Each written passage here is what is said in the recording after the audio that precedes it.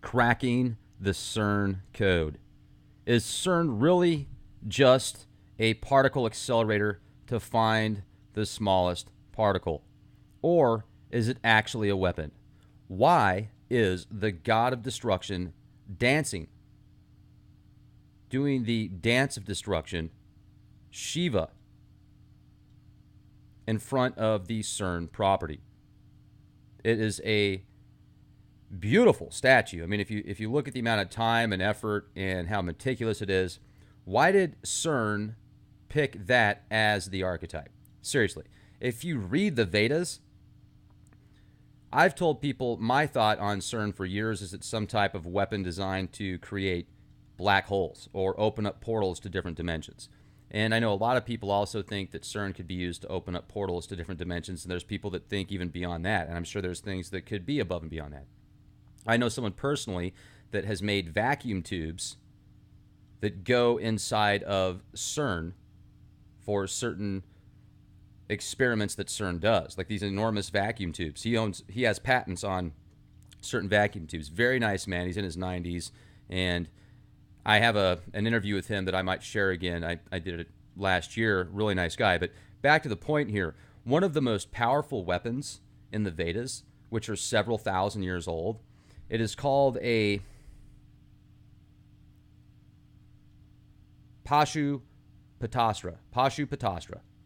And it is most devastating weapon, the weapon of the consort of the Godhead. And also, this weapon that was granted to Arjuna by Shiva, it was granted by Shiva. So I think that this weapon that's talked about in the Vedas is CERN.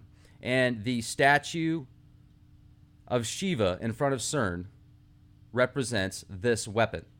Now, this is literally the Godhead weapon, so powerful that it can destroy time and space itself. It can not only destroy land, but time and space.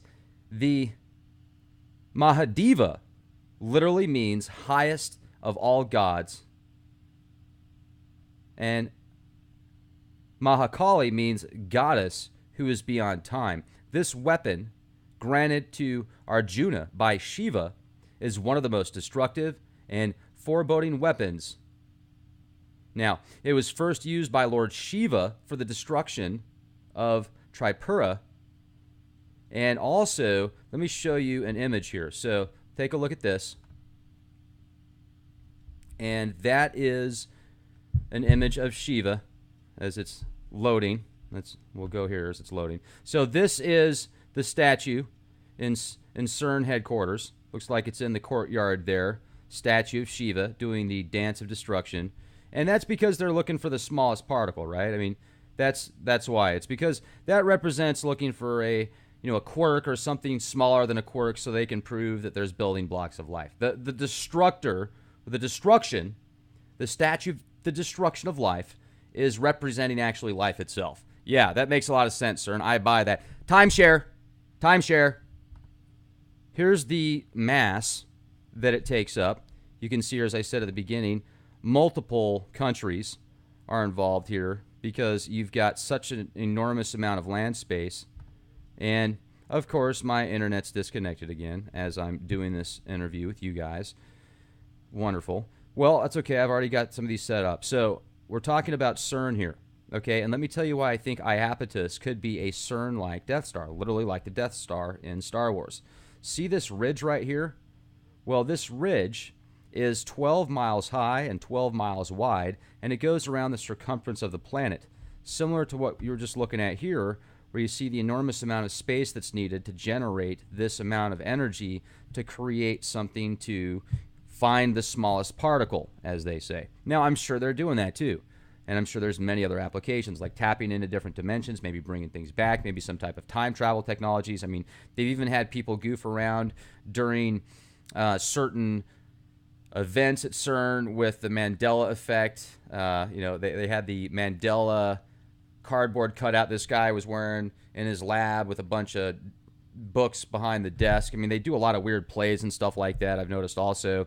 I wonder if they're manipulating time itself, literally. If CERN is somehow manipulating time itself. And the reason I'm saying that is, once again, I'm going back to what they're throwing in our face, Shiva, the destroyer. Now, I'm not saying Shiva's bad. I'm just saying that's what Shiva represents, is the destruction, the destroying cycles. Why would you put a statue of Shiva in front of CERN? It just doesn't make logical sense, or in the courtyard or whatever. And, once again, let's go back to this cosmic weapon. And it's not only representing the Godhead Mahadeva, but also Mahakali. So the Godhead of not only space, the highest of all gods, but also the goddess who is beyond time, which represents the archetype over time, being able to destroy time, manipulate time, change time. This is a weapon that is granted by Shiva. Once again, it's right there. There you go. That is the connection of ancient Veda knowledge from thousands of years ago. This stuff could predate the Sumerian text, or it could all be representing the same thing, just written about in different cultures that could be predating that by thousands of years also. Oh, my internet's coming back, so I'm starting to get some music again. Nanu, nanu, nanu. All right. Hello, Shiva. I don't know. Do you guys want to dance with Shiva? Might be dangerous. You'll have a few drinks. You'll think you're invincible, like those guys in the Sumerians that are talked about. My goodness. These demigods love to drink. And I wonder, too, these engineers that manipulated mankind, if you believe that sort of thing, did they get drunk before they messed with us? Were they like, hey, man, give me a few shots of that moonshine. Hey, you want to make up some creatures today and call ourselves God? Yeah, let's do it. Then let's set up some rules and say if they break them, they're going to burn in hell forever. We'll just give them this. Man. So, CERN. 12-mile high, 12-mile wide ridge. I was divagating. Let's go back to the subject at hand here. This is Iapetus. This is one of the moons that orbit the inner rings of Saturn. Talked about this many times before. I think this is a freaking Death Star. And look at these hexagon shapes.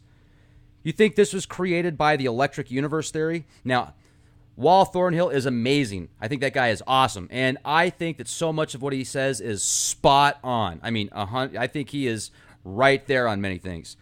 One thing that I do disagree about, though, for people that say that this is caused by the electric universe. Now, I don't know if he's actually said that about this, but I know a lot of people that follow Wal have left comments in the comment section. That's why I'm bringing him up. He's been on our show before. Guy's amazing. I want to have him on again. So the utmost respect to Wal. I know a lot of people that follow the electric universe theory, though, and say that this was created by the electric universe, and a bunch of sparks caused this to happen. Look at this hexagon shape right here. This is a 6-sided crater impact or electric creation. No, not buying it. That's a giant man-made object. Now, look at this 12-mile high, 12-mile wide ridge. It's like something was formed together, like they just went, beep. Or, they've got something that they had to build over it for this CERN-type technology. And then, look at all the different craters here, you guys. Craters. Look at these impacts. They're not circles. And then why do so many of these craters have, they're all straight lines. Most of them are straight lines. And then, the other side of the moon is almost pitch black. It has this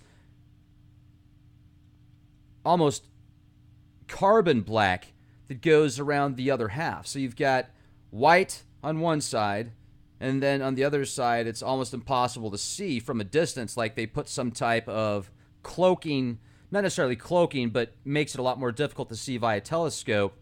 Whoever built it put something on one side, and then it has a weird orbit as well, like our moon does. So then there's also Mimas. Let me show you some comparisons here real quick. So here's another image you can see of Iapetus. So look at these things. And what's this strange, bizarre thing down here? Look at the straight line in these, within the straight lines here. What was that? That's very bizarre. Looks like this thing was built with layers. And this big old blast site here, what happened there? And then also, let's go into Mimas. This is Mimas right here. And there's the Death Star. Mimas, the Death Star. Mimas, you can see it's got this huge crater with some bizarre protrusion in there, and the craters all look like either hexagons or octagons or straight line type. They don't look like they were hit by space rocks. Now here, so what's your take on this, ladies and gentlemen? Look at that. Look at all this.